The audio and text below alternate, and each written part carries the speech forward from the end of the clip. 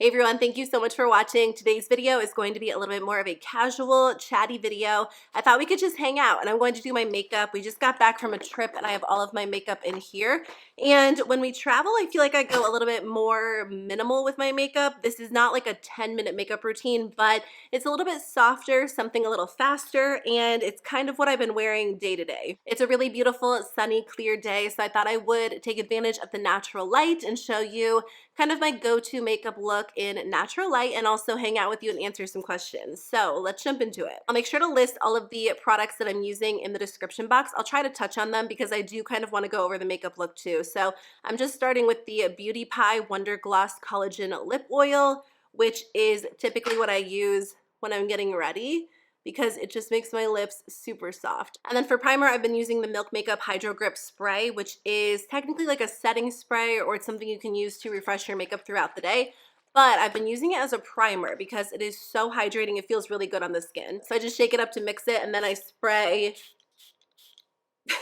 a good amount of that on my face. I thought I could do that and talk at the same time. Okay, I'm just going to let that dry for a second, but we did just get back from a trip. We were visiting some family and just enjoying the warm weather for a few days. We got back and there was snow, and we're actually getting more snow this weekend, but I feel like snow right before Christmas time is kind of nice, but I can't lie, it was so nice just enjoying like the beautiful clear weather. So I was asking you for tips on how to, or I was asking you for tips on flying with a toddler over on Instagram. For foundation, I'm just using the Catrice True Skin Hydrating Foundation, and I'm using this Real Techniques brush. I'm just using all of the brushes I brought with me when we traveled. I only brought a few. I was trying to keep it a little bit more minimal. But I was asking you for tips because we have not flown with him since he was, I think, 8 months. And we did do a good amount of traveling when he was really little, between like 3 and 6 months. I feel like we took like 4 or 5 trips. I was feeling a little bit stressed out about it because, like I said, I don't think we've traveled with him. We haven't flown with him since he was like 8 months. We've gone on a few road trips, but he's 14 months now. So he's on the move, which I feel like just makes for interesting travel, whether you're driving or flying. But honestly, in my experience, flying with a baby is so much easier. He was just so content when he was little. Like, he didn't obviously feel the need to get on the ground and crawl around and move around. He just sat there and he loved like when we were taking off and landing.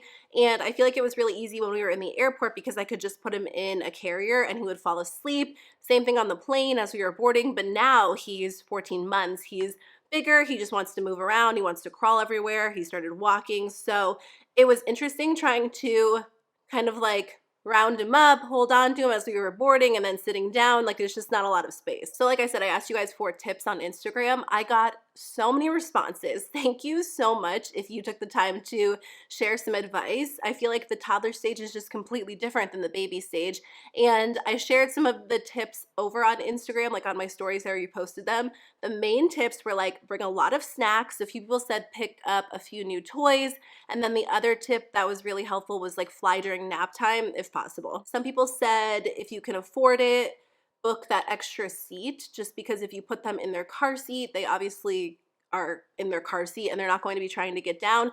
We had already booked our flights and we already booked him as a lap infant, so that wasn't an option, but we are traveling. I think we're taking at least like 3 more trips before the springtime. So we're visiting a lot of family, just doing some fun things. So I'm definitely going to take some of that advice into account for future trips. But I think the snack advice was really helpful. I did go to Target and just picked up like 4 tiny little small toys, like a little car, a little train, a book, and a little ball. And that really helped because throughout the flights, I just gave it to him and he was instantly intrigued, and that kept his attention too. Also, he did fall asleep. On the way there, we flew at night. It was kind of like his bedtime, and the way back we flew during nap time. It just worked out like that because our flight got delayed. So that really did help too. Something that always helps is if we're traveling with people. Like, we went on a road trip with my parents during the summer, and then we are flying with them in the spring as well. And obviously just having extra hands or extra people to entertain him is really helpful. But he really is such an easy, content baby. He didn't cry, thankfully. Like, the actual takeoff and landing didn't hurt his ears, which I was really thankful for. But we do have another flight coming very soon. We're actually going to visit Brady's family right after Christmas. That's a little bit of a longer flight, and we do have a layover, so things should be interesting. And I will definitely be taking more of that advice into account. But I hope December is going well for you and that you're just having a good month. And if you celebrate the holidays, you're having a good holiday season so far. Are you doing anything fun to celebrate? Are you traveling? I would love to know. Okay, so I'm going to get into the Q&A in just a second, but just a heads up, I feel like I got a lot of questions about parenting and motherhood. I know that's not for everyone, so if you're not into that, I totally understand. But a lot of you guys asked me, like, what are my holiday traditions, and do we want to start anything new now that we have a baby? And I was thinking about it, and I feel like we have a lot of holiday traditions, but I would love to start something new. And I don't know what. I want to do like some people give like a gift either on Christmas Eve or like right around there of pajamas and a movie, so you can have like a movie night, and I feel like that would be really fun. But what are your favorite holiday traditions? I'm genuinely curious. I read all of my comments, so if you guys have any that you think are really fun that you would love to share, I would love to know. I just realized I don't have my concealer. I don't know what happened to that, but that's okay because honestly, I've been skipping concealer fairly often these days. I don't struggle with really dark under eye circles, so usually I do use the concealer to kind of brighten under my eyes a little bit, but I notice when I don't use it, sometimes it's almost a little bit better because then I'm not dealing with a lot of creasing under the eyes. So I'm just going over that area with whatever was left on my foundation brush. For powder, I'm just using the Beauty Bakerie Flower Setting Powder. I have the shade Translucent. I'm actually getting to the bottom of this. This has been my go-to powder. So I'm just going to use this. Even when I don't apply concealer, I still apply powder under my eyes because the foundation can crease a little bit, but obviously not as badly as it would if you were wearing concealer. And then when I'm doing faster makeup, I usually just apply my foundation directly to my eyes and a little bit of powder instead of taking the time to apply actual eyeshadow primer. So as for the Q&A, the first question is, what have been the best and most challenging parts of motherhood? I feel like I get this question a lot whenever I do ask for questions to do a Q&A. And honestly, the best parts, I mean, there are so many. He's literally just the sweetest, cuddliest, funny little baby. Like, it's just so fun to have him around all the time. And I feel like now that he's a toddler, it's even a little bit more different because his personality's coming through, and the toddler stage is so interesting. I know we're just kind of getting into it now that he's 14 months, but it's funny because now that he's a toddler, I feel like he has all these different preferences that he didn't have when he was a baby. Like, if we're trying to feed him something and he doesn't want it, he'll just like shake his head no, like, no, I'm not doing that. And he's really adventurous. I feel like he's trying to climb on everything, and he's just like a little, I think I've heard someone say this before, that toddlers are like little Sour Patch Kids. Like, they're sour and then they're sweet, and I don't know, I just love it. I think it's such a funny and like fun stage. Again, I know we're just now getting into it. I've heard it can be a very challenging time too, especially the twos. I mean, they call them the terrible twos, but I just feel like it's such a fun stage. Like, even before we had a baby, I always loved the toddler phase. I have a million nieces and nephews. I have a ton of cousins, and I feel like ever since I was young, like babysitting as a teenager, I just loved the toddler stage. So it's been really fun, and there are just so many good parts. For bronzer, I'm using this ColourPop Super Shock bronzer in Get Sandy, and I'm using this e.l.f. brush. It actually broke while we were gone. It's the Complexion Duo brush. It's a dual-ended brush, and the smaller side is what I was using for my crease, but you know, I was going to go get another brush, and then I was like, whatever, this is what I've been using. It's also so fun to see him learn new things, like learn a new word or learn a new sound, or when he learned to clap, he was just so proud of himself, and he just started clapping like every 5 seconds. So I love that part too. The most challenging part was honestly probably sleep. For the entire first year, sleep was just such a challenge, and it even still is now. And I just feel like because we had so much difficulty with sleep for him and us and lack of sleep, I was just walking around in this weird brain fog the entire year. I feel like things are a little bit better now. Like, ever since he turned 1, it's a little bit better. We're not obviously fully there yet, but something I learned is that you can do everything right. You can take all the courses, you can have like the perfect sleep environment, and sometimes they just don't fully sleep through the night. And before he was born, I just felt like I was someone who needed a lot of sleep, like 9, maybe even 10 hours of sleep, like solid uninterrupted sleep.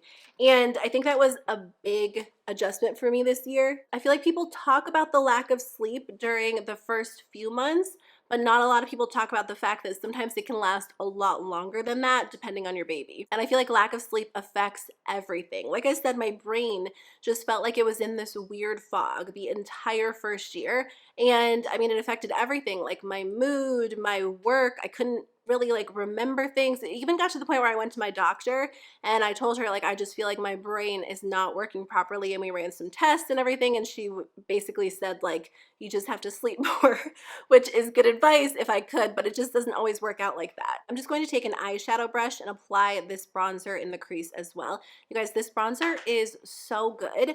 It's weird because I was never a fan of like the matte Super Shock shadows, but after using this one, I feel like I need to try more of them. My entire Super Shock collection just has like shimmer and metallic shadows in it. And I don't know if it's just because my makeup preferences have changed or this formula is a little bit different, but I find that this Super Shock bronzer is so smooth on the skin. And in the past when I've tried Super Shock shadows, they've been a little bit patchy on the eyes. So I don't know, I kind of work with it in the way that I work with the Natasha Denona cream to powder shadows. I just kind of stipple it onto the eyes, and this is a very light color. I feel like maybe I could go one shade deeper, but it's just a little bit natural, soft on the eyes, nothing too intense. But I feel like other than lack of sleep, the most challenging thing for me is just trying to find a good balance between everything. And I think, you know, balance is a myth. You're never going to feel fully balanced in all areas of your life. Like you're giving the right amount of time to your family and to your work and to your friends and your other priorities. But I did, you know, really find it difficult to kind of adjust from it just being Brady and I to all of a sudden having a baby. And, you know, obviously they take so much time. And I think I knew that, but I didn't realize what that would look like practically. And some things just kind of have to be put on the back burner. But I think in this phase of my life, I've learned that balance doesn't necessarily mean giving everything equal attention. Like when you think of balance, it doesn't mean everything's going to be going smoothly all the time. It means that in certain phases of your life, some things are going to get more attention, some things are going to get less attention. And I'm still trying to figure out what that means now that we have a child, because obviously he's always going to be the main priority. But I think as he gets a little bit more independent, I can kind of, you know, focus on other things a little bit more that I had already put on the back burner when he was really little, if that makes sense. So I feel like balance and sleep are the two most difficult things that I've been trying to figure out, or the most challenging part so far. Somebody said, what are your goals for 2023? And my husband and I were just actually talking about this. I don't think I made any like New Year's resolutions last year. And honestly, I usually do. I know a lot of people are anti New Year's resolutions or New Year's goals, but for me, I feel like naturally I'm just a little bit more motivated at the beginning of every year. So I try to take advantage of that and use that motivation to help me reach some goals. Actually, last year I did make a goal. So every year for the past few years, I've been making a goal to read more. And I think in 2020, it was 20 books, 2021, it was 21 books. You get the point. So this year, my goal is 23 books. I do use Audible. I don't have like a specific number of books I want to listen to versus read, because honestly, at this point in my life, I'm just happy if I can consume a book at all. So I do love Audible, and I know some people say it's not reading, and I know there's a difference between listening to a book and reading a book. It obviously works different parts of your brain, but for me, I choose different books to listen to versus like physically read. If it's something I really want to pay attention to and like underline and come back to, I'll read the physical book. If it's something I want to listen to for entertainment, like a fiction book, I'll just listen to it on Audible. Or if it's something that I feel like I can listen to and not give my full attention, kind of like what I would do with a podcast, I'll listen to it on Audible. But I'm definitely an Audible fan. I feel like I'm able to consume the information that way. And for me, I do like to read at night before I go to bed, but I usually end up falling asleep. So I've been working on the same book at night for months at this point. Also, this look usually takes me like maybe 15 minutes, but because I'm sitting here chatting, I feel like it's going to take a little bit longer today. So I brought 3 of the ColourPop Super Shock shadows with me, just 3 of my favorites right now. So I think today I'm going to go in with the shade Solitaire. I've been taking a bronzer in the crease, and then I'll usually just take one of the Super Shock shadows all over the lid because they're so sparkly, really, really pretty. And they just give you that really wet look without a lot of effort. And that's it for the eyes. I'll usually apply mascara, but I've been skipping eyeliner for the most part. Another goal of mine is to walk 10,000 steps a day. I've worked from home for years and years, and I feel like I've never really been able to get a ton of steps in. Like I would go to the gym or I would go to a cycling class and get exercise that way. But throughout the day, like my step count was so low just because I'm home all the time. But I did get a standing desk, actually one that goes up and down. So it's nice because you can sit at it or you can stand at it. And then I got a walking pad, which I'm excited about because I've used it a few times and it's crazy because you can get the steps in so quickly as you're just sitting there on your computer. So if I'm editing a video or answering emails or planning videos, I can walk and get my steps in. And honestly, the time goes by so quickly. I've tried to take like 2 30-minute walks a day, and I just feel like that's not always practical, especially in the winter when it's freezing cold out. Okay, so for blush and highlight, I've been using these Beauty Light wands from Charlotte Tilbury. This is the Glowgasm Beauty Light wand in the shade Pinkgasm. So I'm going to use that for blush, and then for highlight, I'm using the one in Spotlight. I have been loving these so much. I feel like they just look really, really pretty on the skin. This question says, any plans for your channel in 2023? I feel like I'm trying to figure it out, honestly. YouTube is changing. And I feel like it's a little bit different these days. So I'm trying to find the right balance and just figure out what I want to do with my channel this next year. Obviously, I'm going to keep it very beauty focused, but I kind of want to bring back just a little bit more of like a casual old school YouTube vibe, like kind of like today's video where I just sit down in front of a window and hang out and chat with you guys. Not every video has to be, a super intense production. Not that all of my videos are by any means, but I just feel like what I have been enjoying lately on YouTube is something a little bit more casual and not necessarily something, super not formal, but I feel like a lot of my videos are so focused on the makeup that none of that I feel like I'm not connecting with you in any other way other than just sharing facts about makeup. And I do feel like there is a time and place for that. Like when I'm reviewing certain products, obviously I want to be able to share as many details as possible and kind of keep the video very makeup focused. But I do feel like when we were originally thinking about growing our family and trying to get pregnant, when I watched beauty videos and people had a lot of like baby content on their channel, it was a big turnoff for me because I was just in a place in my life where that was hard to watch, hard to listen to. And while I could definitely be excited for other people, it wasn't something that I personally wanted to see when I was watching their videos. I just wanted to watch a makeup video and get my mind off it. So I think when I became a mom, I was so aware of that I didn't ever want to make anyone feel like that when they were watching my videos. So because of that, I feel like I censored myself so much to the point where like I would never, not never, but for the most part, I wouldn't really talk about anything baby related or being a mom in my videos, even if it was something that would come up naturally, like doing your makeup, because sometimes when you're a new mom, your makeup changes. And I just didn't want anyone to feel uncomfortable or unwelcome when they came to my channel. And I still feel like that. So I feel like for the past year, I've really even more so kept it like so makeup focused that I don't really talk about anything personal.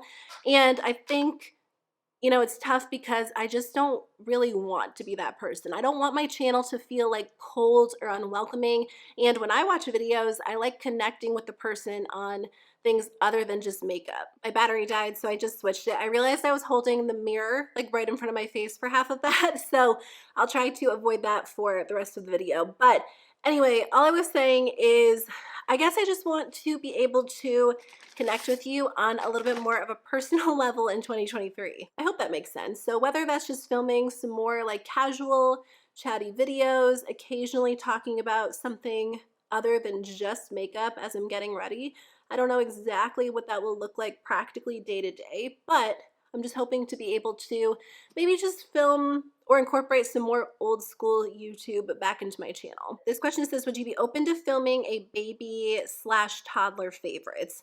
So I do feel like that would be a fun video to film. And again, I do not have plans to change my channel into a family vlogging channel or a mom channel, but I feel like maybe like once a month, I would like to film something that's just not strictly beauty related. And again, I feel like with the way YouTube is changing, I feel like that's okay. Like I used to be so nervous to film anything outside of my niche, which is makeup, because of the algorithm. For the brows, I'm just using the Uoma by Sharon C One and Done Brow Styler.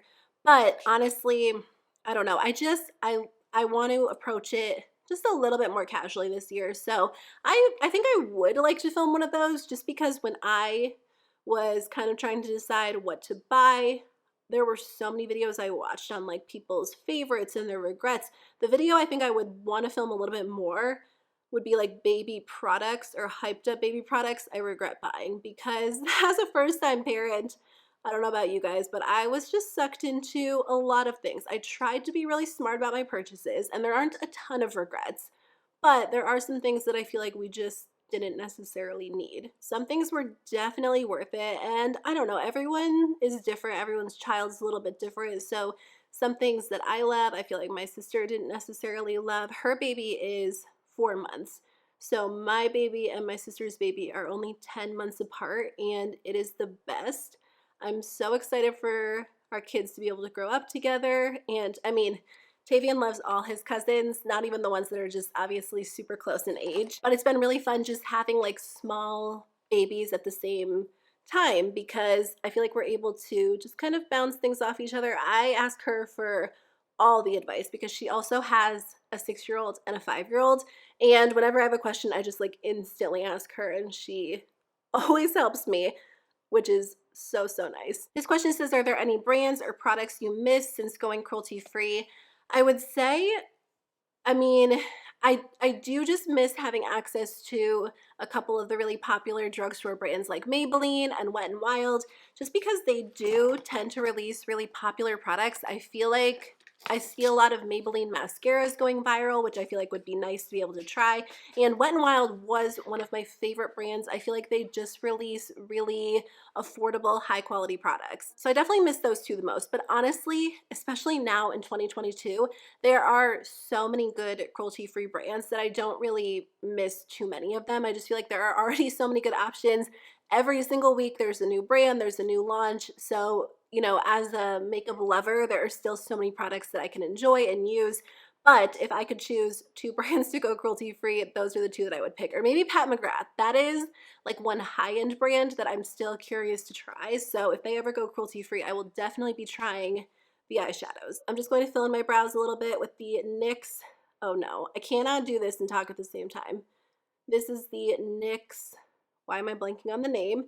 Lift and Snatch Brow Tint Pen. I've actually mainly been using a brow pen instead of a brow pencil. You know what, let me just do my brows and then I'll be right back. And then sometimes I'll take a pencil. This one's just on the other side of the Uoma brow styler, and I'll use it just to extend the brow a little bit, and then maybe kind of fill this in just a tiny bit. But they're not looking the best today just because I was trying to do them and talk at the same time. Actually, I don't think they're looking too bad, maybe just a little bit stronger than I originally intended. I'm almost done. I just need to apply mascara. But as I do that, I just want to answer another question. This one says, your tips for a first-time mom. Okay, let me think about that one for a second. Okay, for mascara, I'm just using the Tower 28 Make Waves mascara. I recently got a new one. This is my favorite mascara right now. Okay, so I have two pieces of advice. The first one is practical. The second one is like a little bit more, I guess, sentimental. Okay, so practically speaking, it's very, very tempting, but do not overbuy everything right in the beginning. Whether it is before the baby is born, right after the baby is born, it's so tempting when you find like a favorite swaddle or your favorite jammies or your favorite bottle or pacifier to buy like a bunch of them, because in the beginning you're going through things very, very quickly. Like you're washing a ton of dishes, you're doing a ton of laundry, but I feel like preferences change whether it's you or the baby. And if all of a sudden, you know, maybe their skin has a reaction to a certain pajama, or you decide to try a different swaddle, you're stuck with like a bunch of the one that you overbought. And that happened to us with bottles. We ended up switching bottles. That also happened to me with swaddles, which I guess is why I keep saying that. We ended up switching the type of swaddle we used, and I just feel like I bought too many things right in the beginning. Also, if you do have a shower or you have people in your life who want to buy you gifts, you usually do end up with a lot of things, like clothes in general. So I know it's so tempting, but just try not to overbuy the clothes, because not only do you end up with extra clothes from people giving you gifts, I feel like they also grow out of them so quickly, and it's so sad when you have to put those tiny small clothes away and they don't fit in them any longer. So my other piece of advice is very cliche, and this is the advice that I got from everyone, like literally everyone. So I paid attention to it because I was like, it must be true. But the time literally flies by so, so fast. Like you won't even believe how fast it goes, especially like that very first year. So a lot of people told me like take a million photos, take a million videos, and I think you're kind of doing that anyway, but because so many people gave me that advice, I would like set my phone up and just take videos of us playing and just random things that you don't think of. Like even when you don't feel like you look or feel your best and you don't want to be in a photo or a video, or you're wearing clothes that have, you know, like spit up on them or whatever, like just take it anyway, because it's so nice to be able to look back and have those. And I feel like you just can't have enough photos or enough videos. Like you're not going to say, oh, I regret having like photos from every single day. You'll regret not taking them. If you have a partner or a significant other, like tell them to take photos of you. Even if they are unflattering photos or bad angles, it doesn't matter. You'll be glad you took them. And if you don't, if you're, you know, doing it on your own, then set up your phone or like get a tripod, whatever you have to do, just make sure you get them. You won't regret it. Also, because it does go by so, so fast, like just give yourself a break. If you want to sit there and rock your baby or hold your baby while they're napping, like just do it. And don't feel like you need to like run up and do the dishes or answer your text messages or answer your emails. Like sometimes a lot of the time it's okay to just like sit there and soak it in. I know practically there's so much to do, and when the baby's sleeping, you want to be able to get things done, but just like take the time and soak it in. Like even now when he takes a nap, sometimes I'll just sit there and hold him because I know that like one day I won't be able to, which I can't even say, like that's so sad to think about. So I really truly just try to like soak it in whenever I can. Very cliche advice, but because so many people gave it to me, I feel like I listened to it and I'm glad I did. Somebody asked, how are the dogs? They are really good. They're currently taking a nap. They nap a lot these days. They're getting a little bit older. Charlie is 10. He's our older dog. He just turned 10. And our younger dog, Kennedy, we call her Kenny, she's turning 9 in February, but they still have so much energy. If you guys didn't know, I actually have 2 pugs, and pugs are really fun. I feel like they bark a lot. They have a lot of energy, like even at 9 and 10, I'm shocked by how much energy they have, but they love the baby. When he was first born, they were like a little bit unsure, and I feel like Kenny would kind of cuddle with us when I was sitting in the rocking chair and rocking him. But now that he's like moving and he's on the go, I feel like they love it. He thinks they are hilarious. They don't even have to do anything. Like he thinks it's so funny when they go under a blanket or when they're just kind of like walking around. And they love sitting under his high chair when he's eating because he does feed them. He throws food to them, which he thinks is really funny too. But they're doing really, really well. I actually just got them for Christmas. I gave it to them kind of early. I got them an unhide pet bed. I did have one and they both fit on it together, but sometimes I feel like they need their space. They like to spread out. So I actually got them another one because they were on sale on Black Friday for such a good discount, and it just came in the mail. So they're sleeping on those most of the day. For lips, I'm just using this ColourPop Barbie Lippie pencil in Golden Beach. It's kind of similar to BFF, which is my favorite. I just can't find that one right now. So I just used this to kind of outline my lips. Again, I think I had the mirror in front as I was doing this, but that's it. And then I'm just going to use this Patrick Ta Major Volume Lip Gloss, and this one's in the shade 2ccs. I've been loving this one. It's such a pretty pink. I feel like it is close to my natural lip color, just a little bit more vibrant. And I like this formula because it is a plumping formula, but it's also so glossy, just really, really pretty. Okay, so that's pretty much it for the makeup. I feel like this makeup wears so well. Like I said, we were just out of town and it was really warm, really beautiful, like 75 degrees. And I feel like even though my skin does get oily, the makeup just looks so good. Almost better than it does right now because here it's a little bit dry, it's very cold. So I feel like in the warmer weather, I like that naturally like dewy, glowy look, but I think my skin will still get there because it is oily. So that's pretty much it for the makeup. I'll just answer like a couple more questions. Whenever I do a Q&A, inevitably I get this question. Before we had a baby, people wanted to know if we were having babies, when we were having babies. Now people want to know if we're having any more babies, whether, you know, I'm planning on getting pregnant or we're planning on adopting. You know, I want to say never because you just never know. Like you never know what's going to happen, how you're going to feel in like 5 years or tomorrow. Who knows? Honestly, I love being a mom so much, and there are days where I'm like, I want to have tons of kids. But then I kind of like pull myself back to reality, and we've always said like maybe two. But I don't know, like just having one feels so complete. Like our family feels complete just having one, and we love this time so much because I feel like we're both able to spend so much time with him, and it's just so fun like when we go out and do things that we can have all of our attention on him. I know there are pros and cons for having more kids or having one kid, and I feel like it's always something people go back and forth on, but you know, it's something we've talked about a lot. And again, I'm going to say never, but it's just not really in our plans right now. I definitely don't want to get pregnant. We do choose to have another kid, we will adopt or maybe even foster, who knows. But again, I feel like right now just like our family of three feels complete, but who knows. This person said they're getting over COVID, so can you help me find the best lip color? Ooh, okay, so I hope you're feeling fully better. If not, I hope you will get there very, very soon. As for lip colors, I have been loving, well, I've been loving this Patrick Ta one, but honestly, I've been reaching for like red lip glosses, red lip oils lately because they're so pretty, like a sheer red. Nothing too intense, too bold. I do love like a good bold red lipstick for the holiday season, but I feel like a sheer red lip gloss, like I have this one from Patrick Ta too. This one's in the shade of Full Syringe. This is so perfect. I also really like one from Milani, one from Catrice.